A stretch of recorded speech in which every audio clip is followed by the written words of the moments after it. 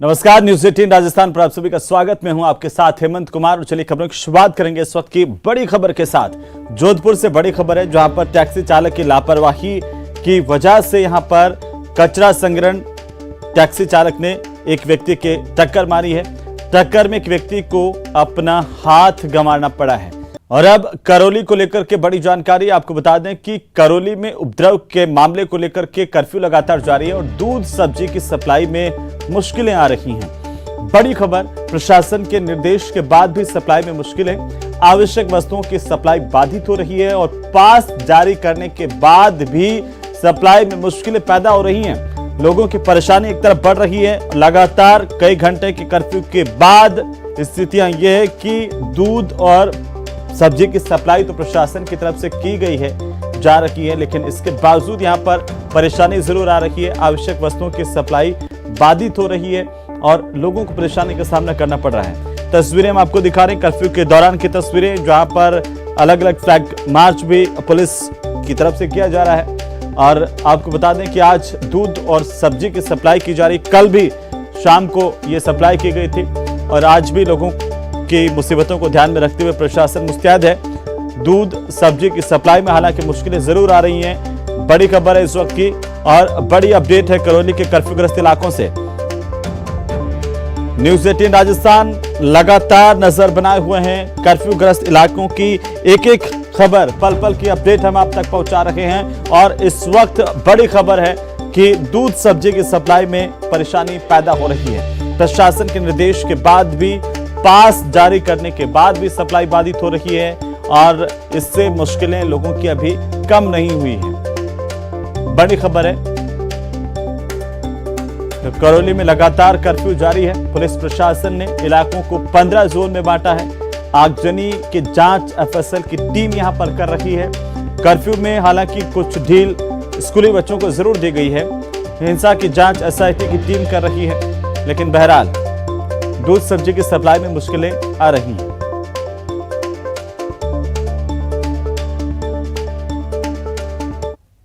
जहां मैं खड़ा हूं वो हटवाड़ा बाजार है। जी हां, करौली का हटवाड़ा बाजार। ये ऐसा शहर जो सांप्रदायिक सौहार्द की एक मिसाल है। कहा जाता है कि मदन मोहन जी के साथ ये शहर जागता है, मदन मोहन जी के साथ ही ये शहर सोता है। एक ऐसी मिसाल जहां पे हिंदू और जो मुस्लिम हैं वो यहाँ साथ रहते हैं, साथ काम करते हैं, अपना व्यवसाय करते हैं। आज तक यहाँ पर सांप्रदायिक जो सौहार्द की जो एक मिसाल है वो हमेशा पेश की गई है। लेकिन कल नव संवत्सर पर जो एक बाइक रैली थी उसके पर जो पथराव हुआ, हिंसा हुई, उसके बाद में उसके जो निशान हैं वो आज हम दिखाएंगे इस हटवाड़ा बाजार में। आप देख सकते हैं यहाँ पर जो पहले बाइक रैली पर जो हिंदू संगठनों की ओर से निकाली गई थी, वहाँ पहले बाइक रैली निकाली जा रही थी। आदर्श विद्या मंदिर स्कूल से रवाना हुई यह रैली सर्किल में विभिन्न जो बाजार हैं वहां से होते हुए इसी हटवाड़ा बाजार में पहुंची और यहीं पर जब जुलूस निकल रहा था उसी दौरान कुछ असामाजिक तत्वों ने रैली पर पथराव करना शुरू कर दिया। इसके बाद हिंसा ऐसी हुई कि दुकानों को पहले लूटा गया, वहां पर तोड़फोड़ की गई और उसके बाद जो है वहां पर सामानों को जला दिया गया। आप देखते हैं ये जो हिंसा के जो निशान है आज भी नजर आ रहे हैं। कल जो आगजनी हुई थी उसका धुआं आज भी नजर आ रहा है। आप देख सकते हैं ये जो पूरा मकान है इसको पूरी तरह से क्षतिग्रस्त कर दिया गया है। यहाँ तोड़फोड़ हुई है, यहाँ पर आगजनी हुई है और जो ये पूरा जो मकान है, हो सकता है कि जो यहाँ पे रहने वाले लोग थे वो शायद पहले ही भाग चुके होंगे, अन्यथा उनकी जो जान है काफ़ी जा सकती थी। लेकिन हम आपको दिखाएंगे ये जो पूरा मकान है ये पूरी तरह से डैमेज हो चुका है। इसको जो है जो हमारी पुलिस अधिकारियों से बातचीत हुई, प्रशासनिक अधिकारियों से जो हमारी बातचीत हुई कि कुछ जो कर्फ्यू जब ये खत्म हो जाएगा उसके बाद इस मकान को गिराया जाएगा। उसी तरह मैं जो है मेरे कैमरा पर्सन से कहूँगा कि एक बार वो दिखाएं कि ये जो मकान है, देखिए यहाँ पर जो मैं मेरे अपने कैमरा पर्सन से कहूँगा कि इस मकान को वो दिखाएं। यहाँ भी जो है अभी जो हिंसा को हुए करीब 24 घंटे से ज़्यादा का वक्त बीत चुका है। धुआं जो है यहाँ बाकी है। पूरी तरह से ये जो मकान है क्षतिग्रस्त कर दिए गए हैं। जी हाँ, इनको पहले तोड़ा गया, तोड़फोड़ की गई, लूटपाट की गई और उसके बाद इन मकानों को क्षतिग्रस्त कर दिया गया। हाल ऐसा है कि हिंसा, मतलब ये जो दृश्य है वो बता रहे हैं कि किस कदर करौली में जो ये हिंसा हुई थी, लगा इतना मतलब विभत्स हिंसा, जिसके बाद प्रशासन को लगातार जो है भागना पड़ा। जयपुर से जो है करीब काफ़ी अफसरों की जो टीम यहाँ भेजनी पड़ी। 50 से ज़्यादा पुलिस ऑफिसर्स को यहाँ पर लगाया गया। करीब 1200 से ज़्यादा पुलिसकर्मियों को जो जाप्ता है वो यहाँ भेजा गया। 5 से ज़्यादा जो आईपीएस हैं उनको यहाँ भेजा गया। लगातार रात भर पुलिस ने गश्त की। 15 जो हिंसाग्रस्त जो इलाके हैं, यहाँ 15 उसको जोनों में बांटा गया है कि कौन सा जो इलाका है वो उसमें कितनी हिंसा हुई है, उसी के अकॉर्डिंग यहाँ पर जो है पुलिस का जो डिप्लॉयमेंट किया गया है। और मैं सांप्रदायिक यदि सौहार्द की यदि मैं बात कर रहा हूँ आपसे, तो मैं आपको दिखाना चाहूँगा कि देखिए ये अगर ये मकान जो है ये हिंदुओं का है, तो इसी के जो बगल में जो ये मकान है जिसका क्षतिग्रस्त हुआ है, ये एक मुस्लिम परिवार का मकान है। यदि यहीं पर एक दुकान का नाम यदि मुस्कान बैंगल्स है, यानी कि मुस्लिमों की दुकान है, तो यहीं पर दीपक ज्वेलर्स भी है। यानी कि सांप्रदायिक सौहार्द की मिसाल आप देख सकते हैं कि यहाँ पर हिंदू मुस्लिम लगातार साथ काम करते हैं, भाईचारा उनमें रहता है, लेकिन कुछ असामाजिक तत्वों की वजह से यहाँ पर जो है लगातार हिंसा की जो कल एक घटना हुई, उसके बाद अब जो है तनाव जो है व्याप्त है। लेकिन मैं कहूँगा कि शांति जो है यहाँ बहाल है, पुलिस जाब्ता जो है यहाँ पर मौजूद है, माकूल व्यवस्था है, सुरक्षा व्यवस्था है। पुलिस का दावा है कि कोई को अब जो है हिंसा नहीं की जाएगी, नहीं हिंसा होने दिया जाएगा। और देखिए मैं आपको एक सांप्रदायिक सौहार्द की यदि बात कहूँ तो यहीं पर हनुमान मिष्ठान भंडार है। आप देखिए ये हनुमान मिष्ठान भंडार है, तो बगल में जावेद कंगन स्टोर है। ये जो दृश्य है, ये दृश्य यहाँ करौली की सांप्रदायिक सौहार्द की एक मिसाल है। आप देखिए ये बताया जा रहा है कि पहली बार जो हिंसा करौली के इतिहास में हुई है, इससे पहले बहुत कुछ वर्षों पहले भी हुआ होगा, लेकिन पिछले कई सालों में जो है इस तरह की सांप्रदायिक हिंसा जो है यहाँ पर नहीं हुई। लेकिन ये कौन लोग हैं जो इस हिंसा को उन्होंने किया है? क्या ये सुनियोजित एक षड्यंत्र था, या फिर इस हिंसा को किसी प्लानिंग के तहत किया गया, या फिर ये हिंसा एक तात्कालिक घटना थी? इसकी जांच पुलिस करेगी। तो हमारे सहयोगी विष्णु शर्मा लगातार कर्फ्यूग्रस्त इलाकों में मौजूद हैं और वहां की पल पल की अपडेट दे रहे हैं। एक रिपोर्ट आप देख रहे थे उनकी कि किस तरीके से यहां पर हिंसा के निशान अभी भी बाकी है, लेकिन तनावपूर्ण शांति है। ज्यादा जानकारी के साथ सहयोगी धर्मेंद्र हमारे साथ जुड़ चुके हैं करौली से। धर्मेंद्र, क्या कुछ अपडेट है अभी आपके पास? जी देखिए हेमंत, बताना चाहूंगा अभी जो क्षेत्र में कर्फ्यू जारी है, तनावपूर्ण शांति है, इंटरनेट सेवा आगे बंद कर दी गई है। साथ ही पुलिस ने 46 लोगों को अब तक गिरफ्तार किया है, 33 लोगों को कर्फ्यू के उल्लंघन में, 13 लोगों को साथ ही जो है उपद्रव के आरोप में गिरफ्तार किया और 7 लोगों को पुलिस ने अभी हिरासत में लिया हुआ है। 21 वाहनों को पुलिस ने जब्त किया है।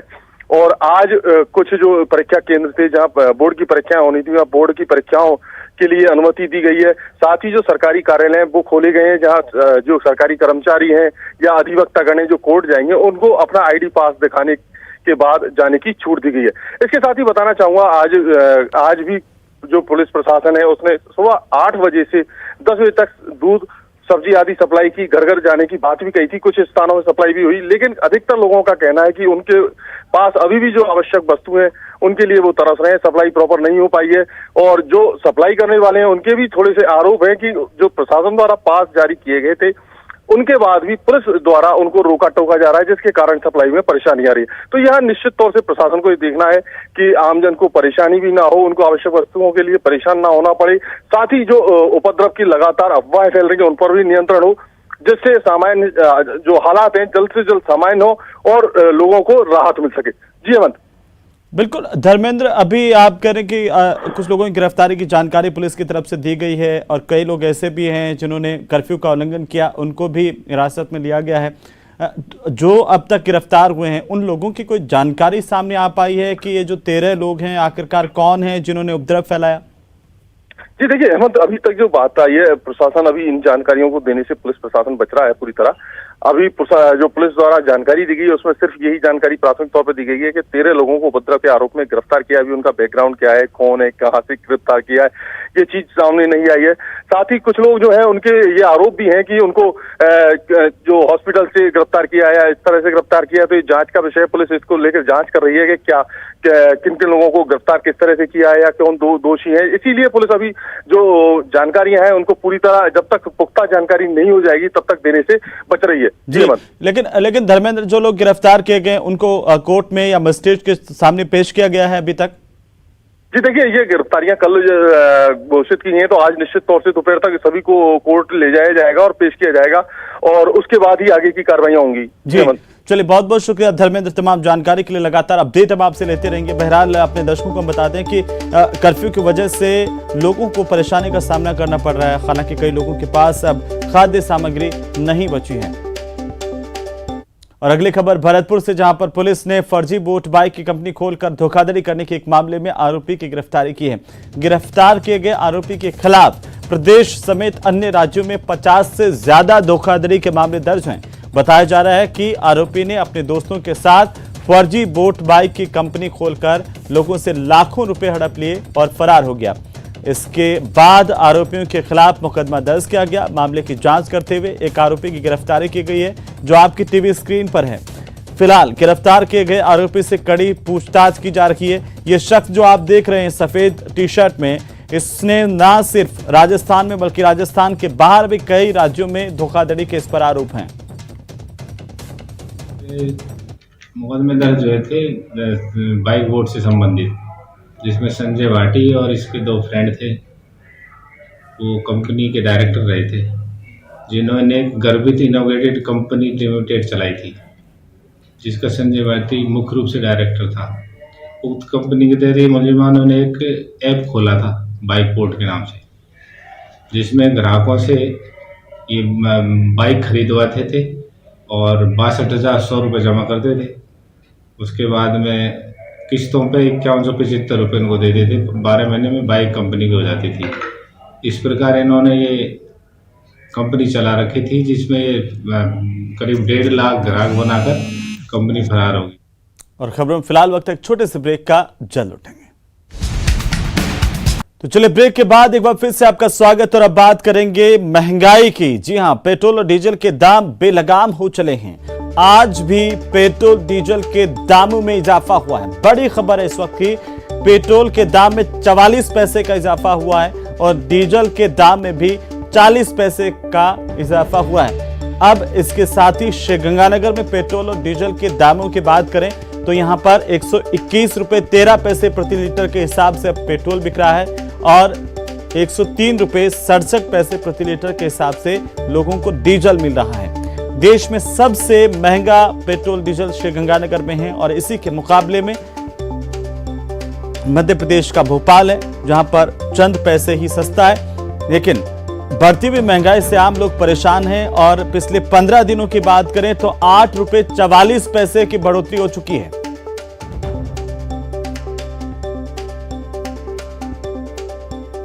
पहले तो पेट्रोल के दाम ठीक ठाक थे बेसिकली, तो अभी क्या है कि दाम बढ़ गए तो उसमें खर्चा और जो भी निकलता है वो एक्स्ट्रा हो गया है। तो इसलिए क्या है कि डेली आमदनी में भारी पड़ रही है। तो ये चीज़ है कि अगर पहले से पेट्रोल दाम ज़्यादा नहीं बढ़ते तो ठीक रहता, हमारा बाकी चीज़ भी चलता।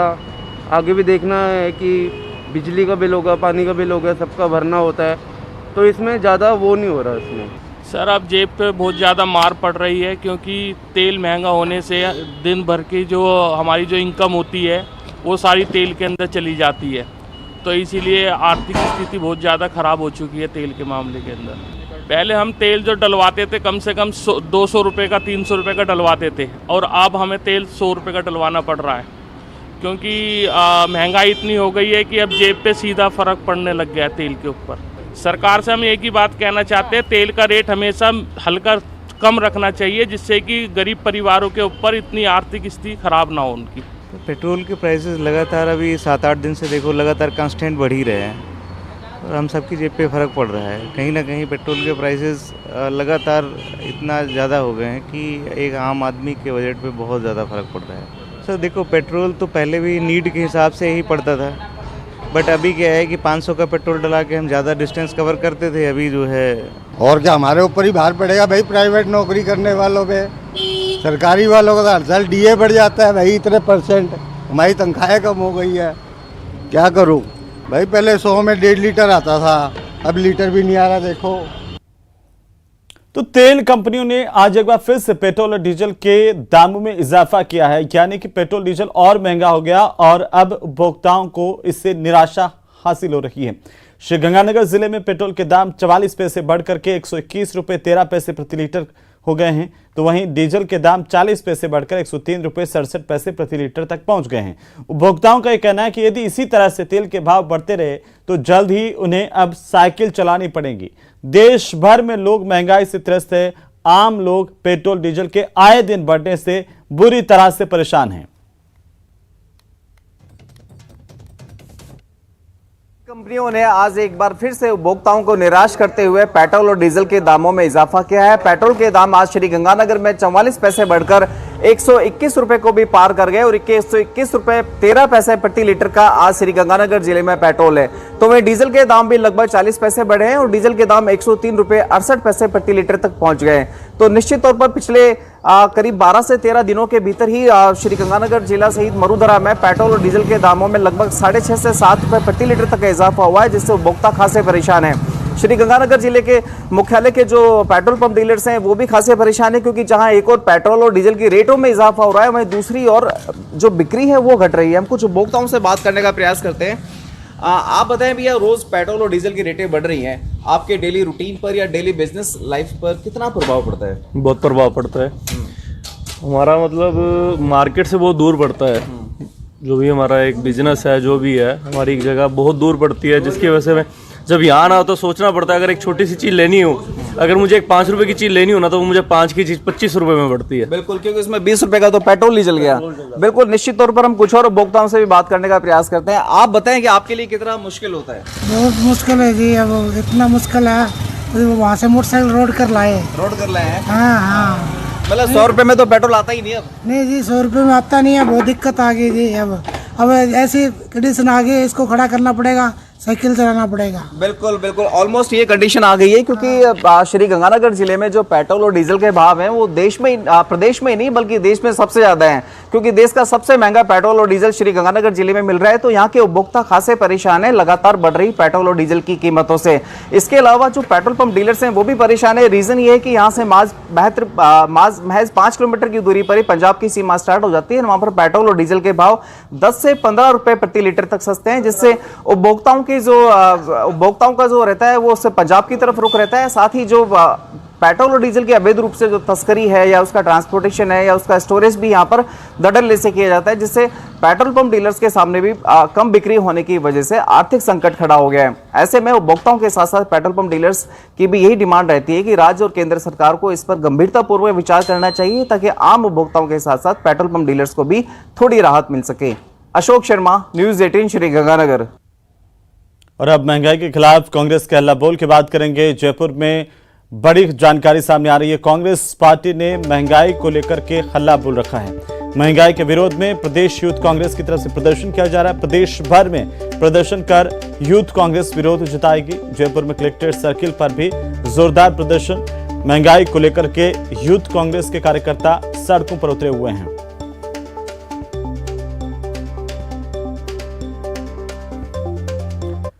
तो वहीं बढ़ती हुई महंगाई को लेकर के मुख्यमंत्री अशोक गहलोत ने ट्वीट करते हुए केंद्र सरकार पर निशाना साधा। ट्विटर पर सीएम अशोक गहलोत ने लिखा, केंद्र सरकार की गलत आर्थिक नीतियों के कारण देश भर में बढ़ती महंगाई के विरोध में कांग्रेस पार्टी 7 अप्रैल को जयपुर में विरोध प्रदर्शन करेगी।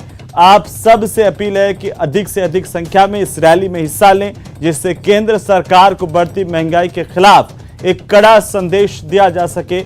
ये कहना है सीएम अशोक गहलोत का। लोगों से अपील की है कि कांग्रेस के इस प्रदर्शन में बढ़ चढ़कर हिस्सा लें, जिससे महंगाई के खिलाफ खड़ा हुआ जा सके। और इसी बीच बड़ी खबर, मोबाइल इन्वेस्टिगेशन यूनिट का आज शुभारंभ किया जाना है। सीएम अशोक गहलोत इस यूनिट को हरी झंडी दिखाकर के रवाना करेंगे। सीधी तस्वीरें राजधानी जयपुर से हम आपको दिखा रहे हैं। ये मोबाइल यूनिट है जिसको सीएम अशोक गहलोत हरी झंडी दिखाएंगे। 20 यूनिट जिसे सीएम हरी झंडी दिखाकर के रवाना करेंगे। 49 यूनिट आज उनका शुभारंभ किया जाएगा।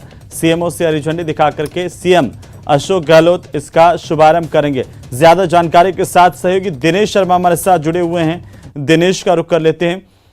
दिनेश, मुख्यमंत्री आज इन्हें हरी झंडी दिखाकर के रवाना करेंगे, क्या कार्यक्रम है और ये वैन जो है जिनको हरी झंडी दिखाई जाएंगी, किस तरीके से इसमें सुविधाएं हैं?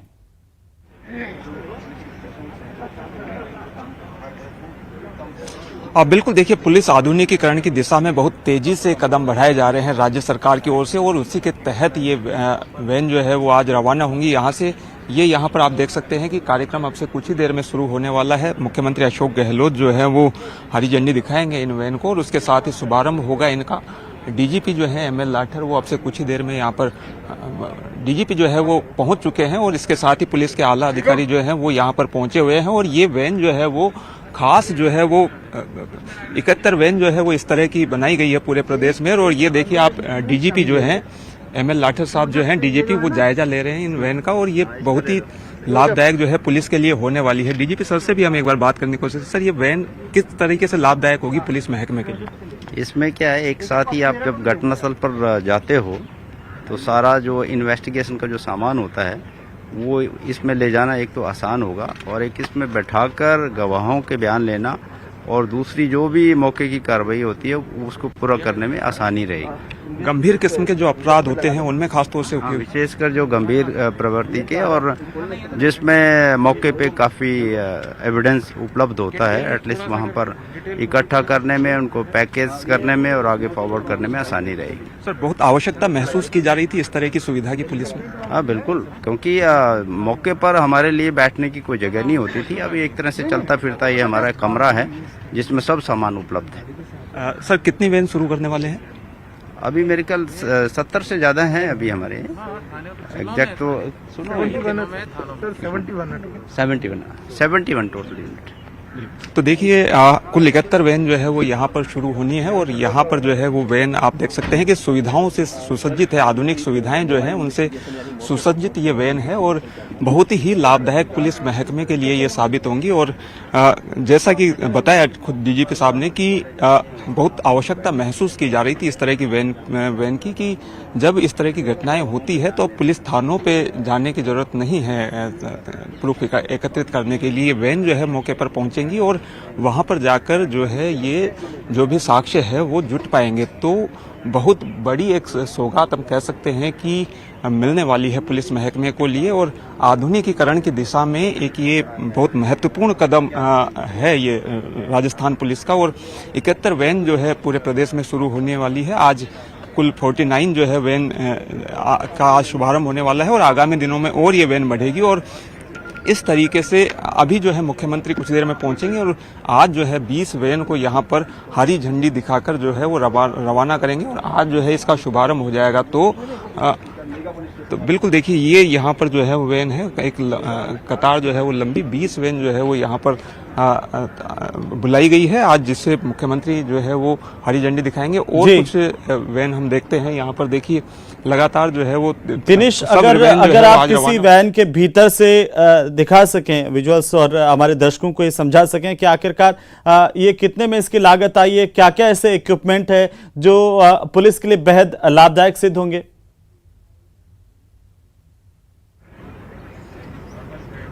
बिल्कुल देखिए वैन एसीएस गृह जो हैं अभय कुमार जी वो यहाँ पर जायजा ले रहे हैं इस वैन का। और इसमें देखिए आप हम भी यहाँ पर दिखाने की कोशिश करेंगे विजुअल्स के जरिए किस तरह की सुविधाएं हैं। देखिए तमाम जो उपकरण है वो यहाँ पर मौजूद हैं इस वैन में और ये जो है वो काफी लाभदायक। एक बार हम कोशिश भी करेंगे एसीएस गृह साहब से। सर बहुत महत्वपूर्ण ये सुविधा शुरू होने वाली है, पुलिस के आधुनिकीकरण की दिशा में एक महत्वपूर्ण कदम।